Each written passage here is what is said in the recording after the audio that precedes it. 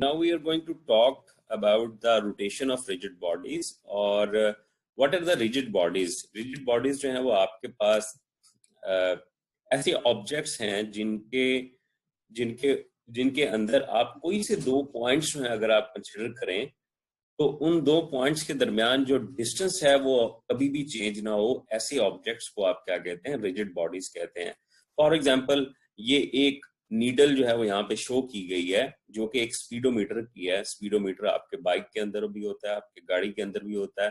तो इस स्पीडोमीटर के अंदर ये जो नीडल है इस पे आपने एक ओ पॉइंट लिया है जहां पे वो फिक्स है और एक आपने पी पॉइंट लिया है जो कि इसके एरो के अंदर है। इन दो पॉइंट्स के दरमियान आप इसको मूव करवा रहे हो, आप इसको रोटेट करवा रहे हो इस नीडल को, इन दो पॉइंट्स के दरमियान जो डिस्टेंस है वो हमेशा आपके पास क्या रहेगा?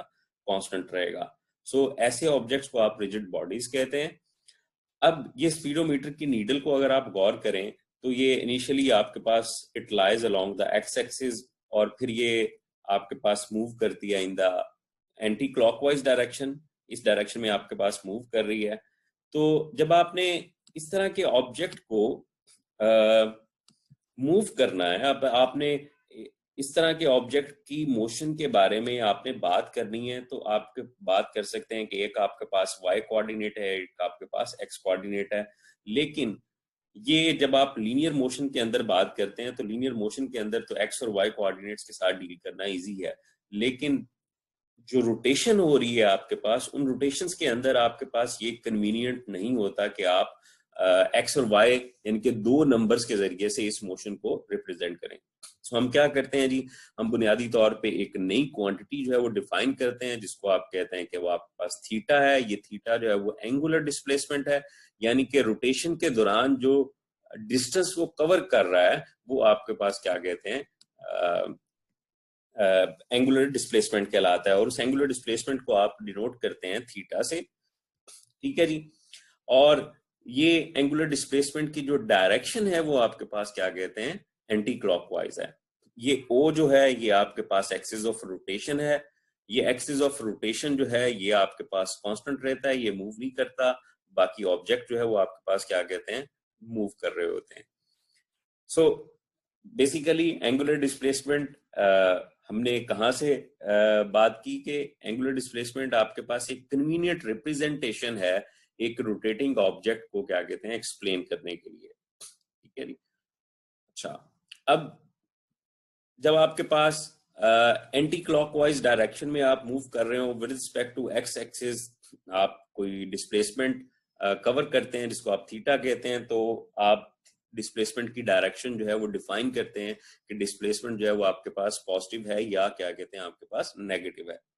अगर आप एंटी क्लॉकवाइज डायरेक्शन में मूव कर रहे हैं तो आप कहते हैं कि डिस्प्लेसमेंट जो है वो पॉजिटिव है। अगर आप क्लॉकवाइज डायरेक्शन में मूव करेंगे तो आप कहेंगे कि जो डिस्प्लेसमेंट है वो आपके पास नेगेटिव है।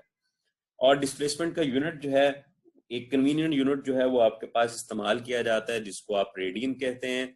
अब रेडियन क्या है जी? कि रेडियन को अगर मैं डिफाइन करूं तो 1 रेडियन जो है वो बेसिकली आपके पास वो एंगल है जिसके दौरान ये जो आर्क लेंथ है, ये जो एस है, ये जो ब्लू से कलर में आपके पास यहाँ पे इस सर्कल के ऊपर ड्रॉ की गई है, ये आपके पास आर्क लेंथ कहलाती है। जब ये आर्क लेंथ एस जो है वो आपके पास रेडियस ऑफ द सर्कल के बराबर हो तो उस एंगल को, उस एंगुलर डिस्प्लेसमेंट को कहते हैं कि वो आपके पास 1 रेडियन होगा। और अगर आप देखें तो 1 रेडियन जो है वो बेसिकली रेशो है दो लेंथ्स की।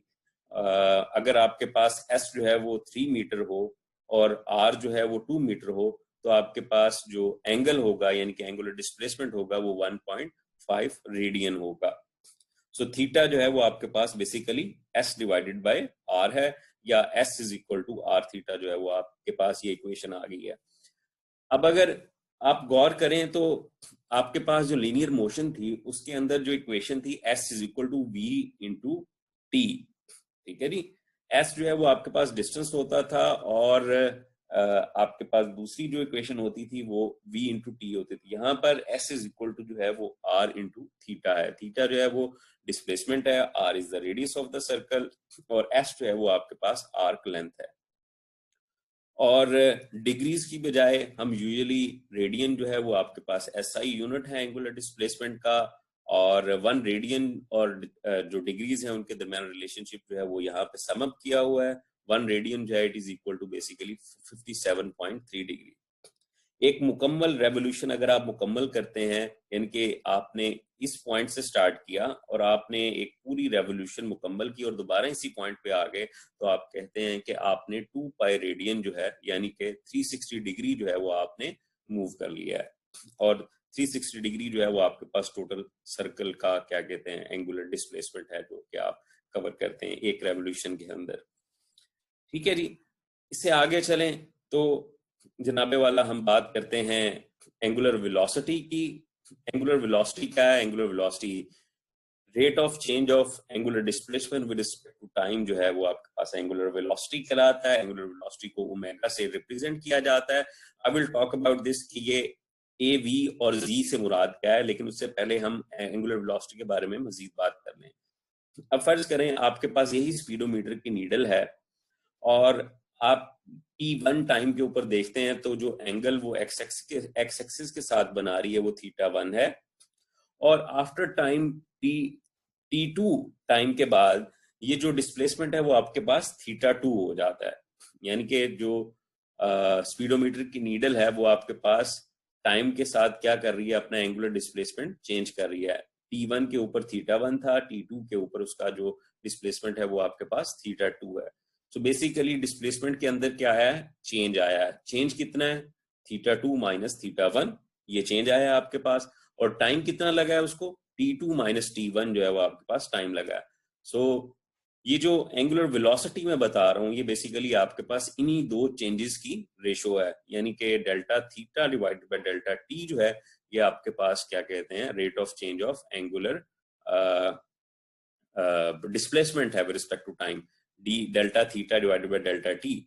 So change in angular displacement with respect to time that is equal to angular velocity. और अगर आप ये डेल्टा टी की लिमिट जो है अप्लाई कर दें, डेल्टा टी जो है टाइम जो है वो बहुत माइन्यूट है जिसके अंदर ये डिस्प्लेसमेंट जो है वो आपके पास चेंज हो रहा है, तो ये जो क्वांटिटी है ये जिसके गिर्द मैं क्या कहते हैं अपना कर्सर मूव कर रहा हूँ, ये क्वांटिटी जो है डिफरेंशियल बन जाती है और इसको आप कहते हैं D theta divided by d T, और ये आपको बताती है instantaneous velocity, instantaneous angular velocity जो है ये आपको बता रही है। अब यहाँ पे एवी से मुराद क्या था कि एवरेज एंगुलर वेलोसिटी, और जी जो है वो आपको बता रहा है कि इस एंगुलर वेलोसिटी की डायरेक्शन जो है वो क्या है। ठीक है जी, I will come to this के एंगुलर वेलोसिटी की डायरेक्शन जो है वो क्या होती है। अच्छा, सो दो तीन चीजें याद रखने वाली हैं। पहली ये कि एंगुलर डिस्प्लेसमेंट अगर आप चेंज कर रहे हैं किसी रोटेटिंग ऑब्जेक्ट का, किसी ऐसे ऑब्जेक्ट का जो कि किसी फिक्स एक्सिस के अराउंड क्या कहते हैं, ये फिक्स एक्सिस है ओ जो है, इसके अराउंड क्या कहते हैं रोटेट कर रहा है, तो बेसिकली और उसका एंगुलर डिस्प्लेसमेंट जो है वो चेंज हो रहा है, तो आप कहते हैं उस बॉडी के पास एंगुलर वेलोसिटी है। और इंस्टेंटेनियस एंगुलर वेलोसिटी जो है वो आपके पास d theta divided by d t से है।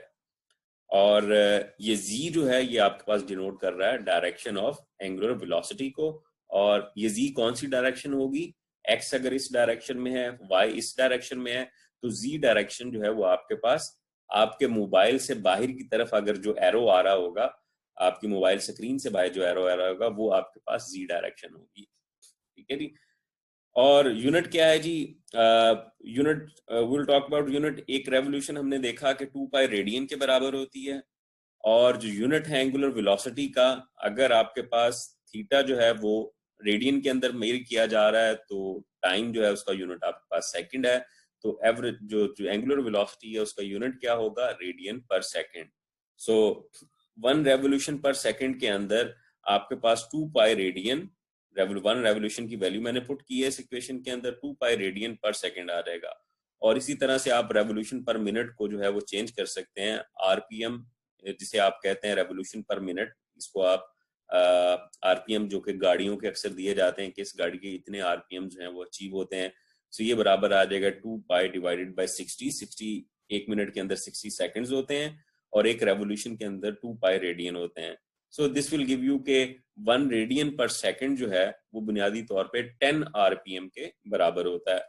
सो जो एसआई यूनिट है एंगुलर वेलोसिटी का वो आपके पास रेडियन पर सेकंड है, ठीक है जी। अब बात करते हैं आपके पास कि इस एंगुलर वेलोसिटी की जो डायरेक्शन है वो क्या होगी। इसकी डायरेक्शन जो है वो मेजर की जा सकती है राइट हैंड रूल के जरिए से। जिस डायरेक्शन में आपके पास आप रोटेशन हो रही है, आप अपनी फिंगर्स को उस डायरेक्शन में कर्ल करें तो थंब जो है वो पॉइंट आउट करेगा कि एंगुलर वेलोसिटी की डायरेक्शन जो है वो क्या है। और यहाँ पे अगर आप गौर करें तो ये एक रोटेशन हो रही है और इस रोटेशन, ये जो फिंगर्स हैं ये आपके पास इसी डायरेक्शन में है, जिस डायरेक्शन में रोटेशन हो रही है। इन फिंगर्स को आप कर्ल कर रहे हैं in the direction of the rotation और थंब जो है वो पॉइंट आउट कर रहा है कि एंगुलर वेलोसिटी की डायरेक्शन क्या है। अब यही रोटेशन अगर रिवर्स हो जाए, यानी कि पहले ये इस डायरेक्शन में मूव कर रहा था, रोटेट कर रहा था, अब इस डायरेक्शन में हो रही है। अगर आप ऊपर से देखें तो ये रोटेशन जो एंटी क्लॉकवाइज डायरेक्शन में हो रही है, तो आपके पास ये जो एंगुलर वेलोसिटी है वो अपवर्ड डायरेक्शन में है। अगर ये रोटेशन रिवर्स हो जाएगी तो आपको फिंगर्स जो है उसी डायरेक्शन में कर्ल करनी होगी और थंब जो है वो पॉइंट आउट कर रहा होगा डायरेक्शन ऑफ एंगुलर वेलोसिटी को, ठीक है जी। अब अगर हम बात करें कि अगर आपके पास जो एंगुलर डिस्प्लेसमेंट है, हमने कहा था कि पॉजिटिव एक्स एक्सिस से एंटी क्लॉकवाइज डायरेक्शन में अगर आपके पास एंगुलर डिस्प्लेसमेंट चेंज हो रहा है तो आपके पास थीटा इंक्रीज कर रहा है। सो इसका मतलब ये है कि जो वेलोसिटी होगी, एंगुलर वेलोसिटी होगी, वो आपके पास पॉजिटिव होगी जब आपके पास एंगुलर डिस्प्लेसमेंट इंक्रीज कर रहा होगा। और अगर एंगुलर डिस्प्लेसमेंट आपके पास डिक्रीज कर रहा है, यानी कि ये व्हील जो है वो रोटेट कर रहा है क्लॉकवाइज डायरेक्शन में, तो आपके पास थीटा जो है वो डिक्रीज कर रहा है। थीटा जब डिक्रीज कर रहा है तो एंगुलर वेलोसिटी क्या होगी आपके पास, नेगेटिव होगी। So this is all about the angular velocity, जो कि हमने जानना था कि rate of change of angular displacement जो है वो आपके पास एंगुलर वेलोसिटी कहलाता है। इसका यूनिट जो है वो आपके पास रेडियन पर सेकंड है और रेडियन पर सेकंड से आप रेवोल्यूशन पर मिनट जो है उसको भी कैलकुलेट कर सकते हैं बाय दिस एक्सप्रेशन। जो वेलोसिटी है इस एंगुलर वेलोसिटी की वो फाइंड आउट कर सकते हैं राइट हैंड रूल के जरिए से। Curl the finger in the direction of the rotation and the thumb will point out the direction of the angular velocity. इससे आगे चलें जी तो हम बात करते हैं एंगुलर एक्सेलरेशन की। जिस तरह से हमने बात की कि rate of change of angular displacement जो है वो एंगुलर वेलोसिटी कहलाता है, इसी तरह से अगर आप एंगुलर वेलोसिटी के अंदर चेंज ला रहे हैं तो उसके नतीजे में जो एक्सेलरेशन आएगा वो आपके पास एंगुलर एक्सेलरेशन कहलाता है। सो simplest definition is rate of change of angular velocity with respect to time is known as the angular acceleration। और अगर हम फर्ज करें कि आपके पास एक ऑब्जेक्ट है जिसकी इंस्टेंटेनियस वेलोसिटी ओमेगा 1 जी है, जी से मुराद ये है कि जी डायरेक्शन में एंगुलर वेलोसिटी है, और दूसरे की ओमेगा 2 जी है, उसकी velocity change, angular velocity change हो रही है। सो eight times t1 and t2 जो है वो आपके पास ये एंगुलर वेलोसिटीज हैं। तो जो एवरेज एंगुलर एक्सेलरेशन होगा over the interval delta t, वो आपके पास डिफाइन होगा डेल्टा ओमेगा जी डिवाइडेड बाय डेल्टा टी। ये आपके पास क्या कहते हैं, बेसिकली आप डिफाइन कर रहे हैं एंगुलर एक्सेलरेशन को। और फिर से वही बात कि इस डेल्टा टी के ऊपर अगर आप लिमिट अप्लाई करें, डेल्टा टी जो है वो बहुत स्मॉल है जिसके अंदर आप ये चेंज जो है वो नोटिस कर रहे हैं, change in angular velocities notice कर रहे हैं, तो आपके पास ये इंस्टेंटेनियस एंगुलर एक्सेलरेशन जो है उस रिजिड बॉडी का आप मेजर कर रहे हैं। तो ये बराबर होगा डी ओमेगा जी डिवाइडेड बाय डी टी, या simply d omega by d t भी आप कह सकते हैं। आप जरूरी नहीं है कि आप ये जी सब्सक्रिप्ट जो है वो यहाँ पे अटैच करें। और यूनिट ऑफ एंगुलर एक्सेलरेशन जो है वो क्या है जी, रेडियन पर सेकंड। पर सेकंड जो है वो आपके पास यूनिट होता है एंगुलर एक्सेलरेशन का। और आपके पास इक्वेशन जो है ओमेगा जी किसके बराबर होता है, D theta by d T के।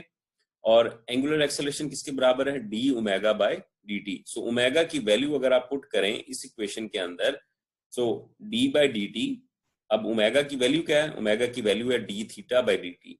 तो ये आपके पास आ जाएगा कि एंगुलर एक्सेलरेशन जो है वो सेकंड ऑर्डर डेरिवेटिव है एंगुलर डिस्प्लेसमेंट का with respect to time. So d two theta divided by d t square जो है ये आपके पास एंगुलर एक्सेलरेशन को रिप्रेजेंट कर रहा है। और ये सिंपल हार्मोनिक मोशन के अंदर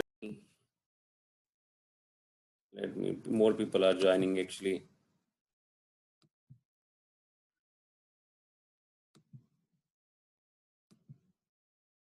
Okay, so we have talked about the angular acceleration, और हमने ये कहा कि angular acceleration जो है वो rate of change of angular velocity है with respect to time, और instantaneous angular acceleration की जो expression आता है वो आपके पास d omega by dt है, और अगर ओमेगा की वैल्यू आप प्लग इन करें इस इक्वेशन के अंदर, तो जो है rate of change of angular displacement, so angular acceleration would be the second derivative of the angular displacement with respect to time.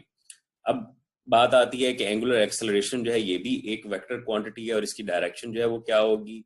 अब यहाँ पे अगर हम बात करें, अगर ओमेगा और एंगुलर एक्सेलरेशन जो है ये सेम डायरेक्शन में है, तो आपके पास क्या कहते हैं, ये ऑब्जेक्ट जो है, ये जो रोटेशन है इसकी स्पीड जो है वो इंक्रीज कर रही होगी, और अगर एंगुलर वेलोसिटी और क्या कहते हैं आपके पास एंगुलर एक्सेलरेशन जो है वो अपोजिट डायरेक्शन में है, तो आपके पास ये स्पीड जो है वो डिक्रीज हो रही होगी। इसको हम क्या कहते हैं, रिवर्स कन्वर्सली भी कह सकते हैं कि भाई अगर स्पीड अप हो रही है इस रोटेशन की, इसकी एंगुलर वेलोसिटी जो है वो इंक्रीज कर रही है, तो आपके पास ओमेगा और अल्फा जो है वो इनकी सेम डायरेक्शन होगी, और अगर इसकी स्पीड जो है वो कम हो रही है इस रोटेशन की, तो आपके पास जो एंगुलर एक्सेलरेशन है वो आपके पास अपोजिट होगा to the direction of the angular velocity. और यही बात जो है वो यहाँ पर हमने क्या कहते हैं लिखी हुई है।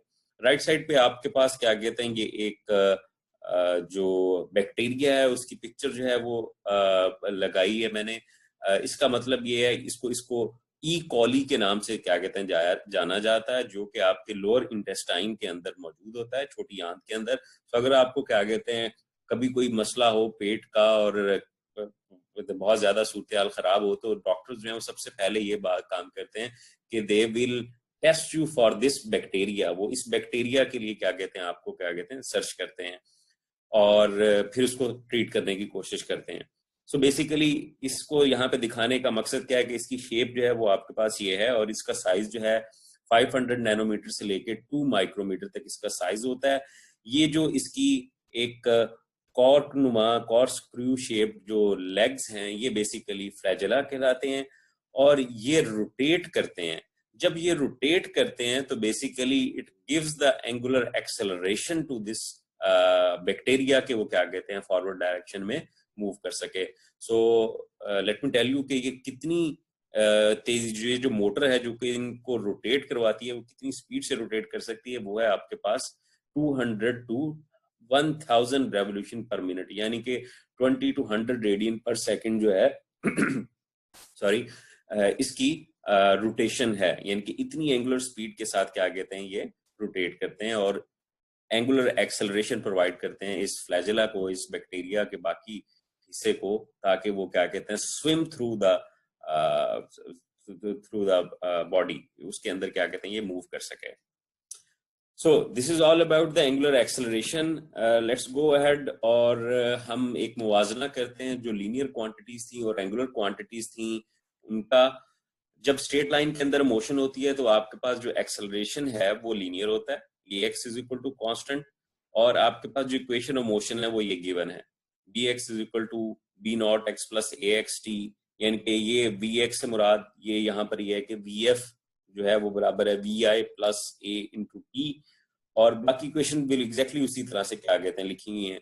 लेकिन इन इक्वेशंस के अंदर आपके पास एक एक्स्ट्रा टर्म अगर आप ये देखें, vf square is equal to vi square plus 2ax equation होती है, या 2as इक्वेशन होती है आपके पास, लेकिन यहाँ पे x माइनस एक्स नॉट लिखा हुआ है। सो इसके बारे में परेशान, x नॉट के बारे में परेशान होने की जरूरत नहीं है। ये सिंपली आपको बता रहा है कि इनिशियली क्या कहते हैं आपके पास ऑब्जेक्ट जो है वो x नॉट डिस्टेंस के ऊपर मौजूद था। सो ये जीरो भी हो सकता है, तो आपके पास वही एक इक्वेशन बन जाएगी जो कि आपके पास आपने पहले बुक के अंदर जो है वो पढ़ी हुई है।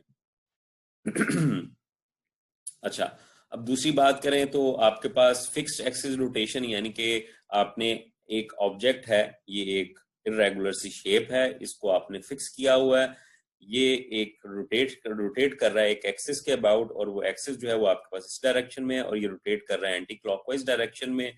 तो और इसका एंगुलर एक्सेलरेशन जो है वो आपके पास कांस्टेंट है, और आपके पास जो न्यूटन्स इक्वेशन ऑफ मोशन होंगी जो इस एंगुलर मोशन को डील कर रही होंगी वो एग्जैक्टली वही होंगी, लेकिन इस v की जगह क्या आ जाएगा आपके पास, ओमेगाज आ जाएंगे, यानी कि एंगुलर वेलोसिटीज आ जाएंगी। सो इस ओमेगा z को अगर मैं इन इक्वेशंस को आपकी आसानी के लिए आपकी फेमिलियर जिन इक्वेशंस हैं उसके साथ अगर मैं बोलना चाहूँ तो ये कहूंगा कि omega f is equal to omega i plus alpha into t, theta is equal to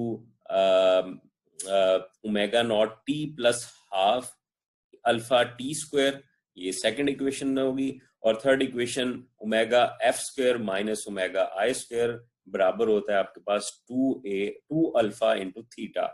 ठीक है जी। तो ये इक्वेशन जो है वो बेसिकली आपके पास क्या कहते हैं एंगुलर एक्सेलरेशन के लिए बनती हैं।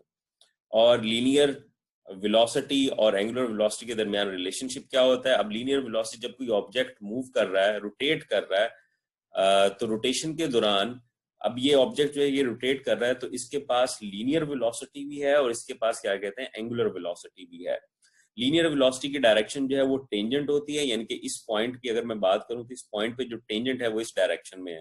सो ये v जो है वो आपके पास टेंजेंशियल वेलोसिटी है और एक्सेलरेशन जो है ये भी आपके पास टेंजेंशियल एक्सेलरेशन है। जबकि एंगुलर एक्सेलरेशन जो है उसकी डायरेक्शन जो है वो आपके पास टुवर्ड्स द सेंटर होती है और जो एंगुलर वेलोसिटी है उसकी डायरेक्शन आप राइट हैंड रूल से देख सकते हैं और वो एंगुलर वेलोसिटी की जो डायरेक्शन होगी वो out of the screen of the mobiles या लैपटॉप जो है वो आपके पास ये एंगुलर एक्सेलरेशन की डायरेक्शन होगी। अब इन दोनों के दरमियान जो एंगुलर लीनियर स्पीड है और जो एंगुलर स्पीड है उनको दोनों के दरमियान जो रिलेशनशिप है वो कहलाता है v is equal to r into omega. और अगर आप वेलोसिटीज की टर्म्स में बात करेंगे तो ये v जो है that would be equal to omega cross with r। r जो है वो आपके पास रेडियस है, ठीक है जी। ओमेगा क्रॉस r यानी कि cross product between the angular velocity and the radius, ठीक है जी। डिस्टेंस ऑफ जिस पॉइंट की आप बात कर रहे हैं, जिस पॉइंट की आप रोटेशन की बात कर रहे हैं, उस पॉइंट की रोटेशन का उस पॉइंट से लेके रोटेशन एक्सिस तक जो डिस्टेंस है उसको आप क्या कहते हैं, आर कहते हैं। सो ये भी एक वेक्टर क्वांटिटी होगा। ये this is very similar to the movement arm जो कि आपने टॉर्क के अंदर पढ़ा हुआ है। इसी तरह से टेंजेंशियल एक्सेलरेशन का और जो लीनियर एक्सेलरेशन है उनका, या लीनियर एक्सेलरेशन और एंगुलर एक्सेलरेशन का रिलेशनशिप क्या होता है जी, कि ये टेंजेंट जो है यानी कि टेंजेंशियल एक्सेलरेशन, इसको आप लीनियर एक्सेलरेशन भी कह सकते हैं, ये इक्वल होता है आपके पास आर इंटू अल्फा। आर जो है फिर से वही डिस्टेंस है और अल्फा जो है वो आपके पास एंगुलर एक्सेलरेशन है। So these are the relationship जो कि आपको जरूरी है जानने आगे हमने जो पढ़ना है उन सब क्वांटिटीज के लिए। अच्छा, अब यहाँ तक जो हमने पढ़ा है सिवाय ड्रैग फोर्स के वो सारी बेसिक्स हैं जो कि आपको आना जो है वो जरूरी है। बेसिक से आगे जब हम चलें तो हमारे पास जो बात आती है वो आती है रोटेशनल काइनेटिक एनर्जी की। यानी कि एक ऑब्जेक्ट अगर मूव कर रहा था, अगर लीनियर मोशन के साथ लीनियर मोशन होती है किसी ऑब्जेक्ट की, तो हम कहते हैं कि काइनेटिक एनर्जी जो है वो सिंपली हाफ mv स्क्वायर है। लेकिन जब आप रोटेशन की बात कर रहे हैं तो रोटेशन के अंदर आपके पास रोटेशनल काइनेटिक एनर्जी का कॉन्सेप्ट आता है, ठीक है जी। अच्छा, अब रोटेशनल काइनेटिक एनर्जी क्या है, let's talk about little bit about this.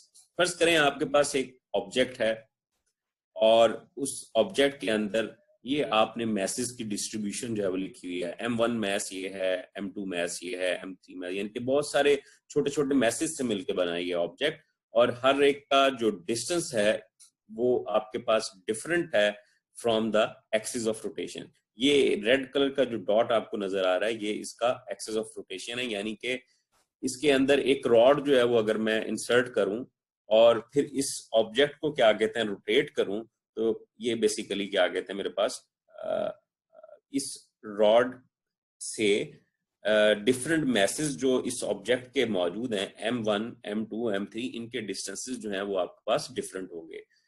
So m1 का डिस्टेंस जो है वो r1 है, इसी तरह m2 का जो डिस्टेंस है इस एक्सिस ऑफ रोटेशन से वो r2 है, और चलते चले जाएं तो आपके पास ith जो मैस है उसका जो डिस्टेंस है वो r इंटू आई है।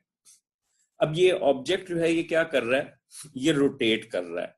रोटेट कर रहा है तो इसके पास हम कहते हैं कि इसके पास काइनेटिक एनर्जी है, और जो ith पार्टिकल है उसकी काइनेटिक एनर्जी क्या होगी जी, हाफ मैस उस ith पार्टिकल का m इंटू आई और v इंटू आई स्क्वायर, यानी कि वेलोसिटी उस ऑब्जेक्ट की जो कि आपके पास ith मैस है उसकी ith वेलोसिटी जो है वो आपके पास यहाँ पे आएगी।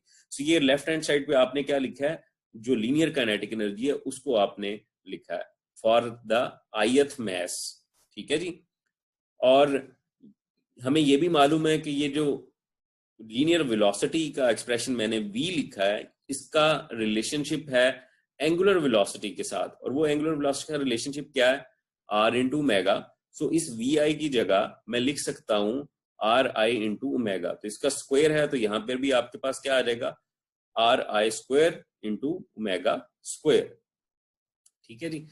अच्छा अब ये तो आ गई एक ith पार्टिकल की बात। अगर आपको इस टोटल बॉडी का क्या कहते हैं काइनेटिक एनर्जी जो है फाइंड आउट करना है, तो आप तमाम इंडिविजुअल पार्टिकल्स की जो काइनेटिक एनर्जी होगी उनको एडअप कर लेंगे, और जब एडअप करेंगे तो आपके पास क्या होगा, पहले पार्टिकल की जो एनर्जी होगी वो होगी half m1 r1 square omega square, फिर क्या होगी half m2 r2 square omega square, और इसी तरह से चलते चले जाएंगे, जितने भी डिस्ट्रीब्यूशन जितने भी पार्टिकल्स आपके मौजूद हैं वो सारे आप क्या करते चले जाएंगे, उनकी काइनेटिक एनर्जीज को एड अप करते चले जाएंगे।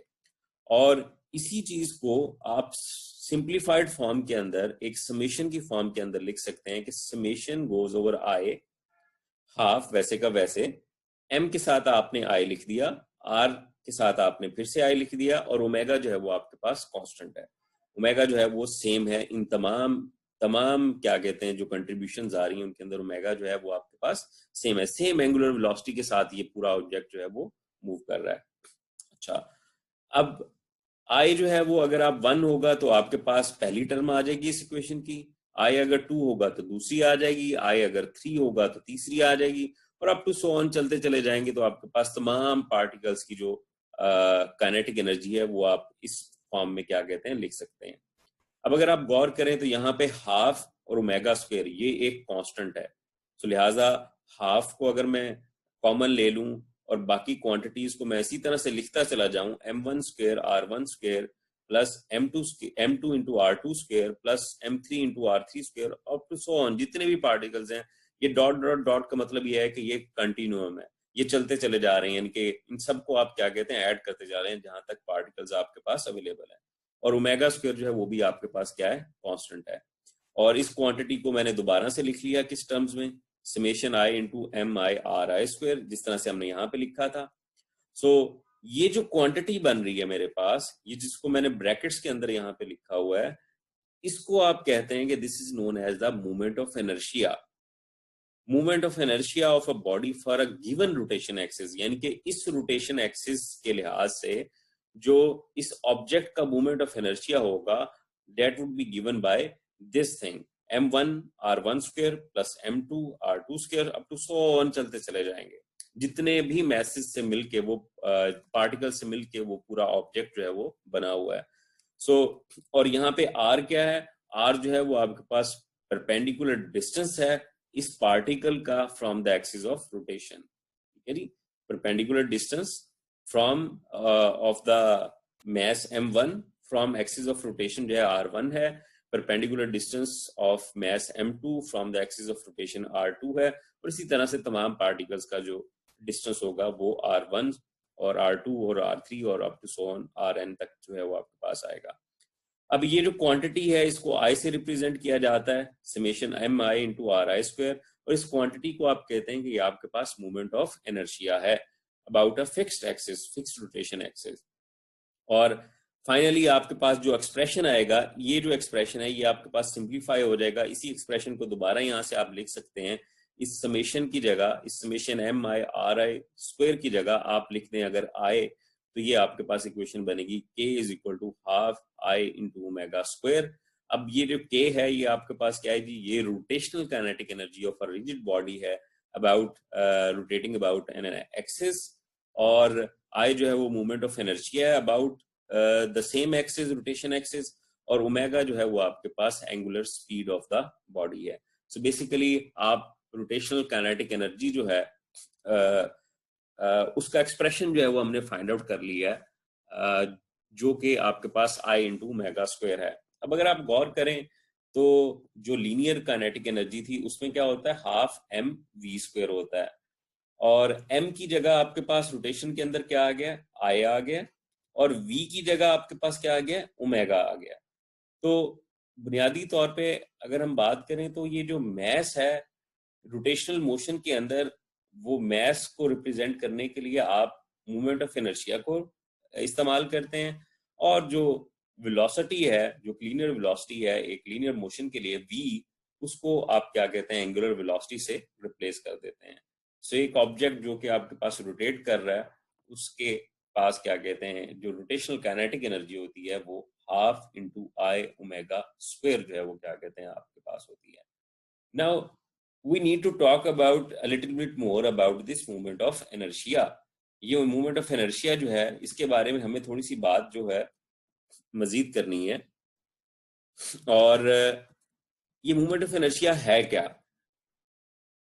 सो इन सिंपल वर्ड्स अगर मैं आपको ये कहूं कि मूवमेंट ऑफ इनर्शिया आपको ये बताता है कि किसी भी बॉडी का जो मैस है वो किस तरह से डिस्ट्रीब्यूटेड है, ठीक है जी, मैस जो है वो किस तरह से डिस्ट्रीब्यूटेड है, this is what is meant by the movement, ठीक है जी। और for a body with a given rotation axis and a given total mass, जितना ज्यादा डिस्टेंस होगा from the axis to the particles that make up the body, the greater the movement of inertia is. So अगर मैं simplified version में आपको ये बताऊं कि जो मेरे पास, let me write this down, I जो है ये बराबर है किसके भला, m इंटू आर स्क्वायर, ये इसके बराबर है, ठीक है जी।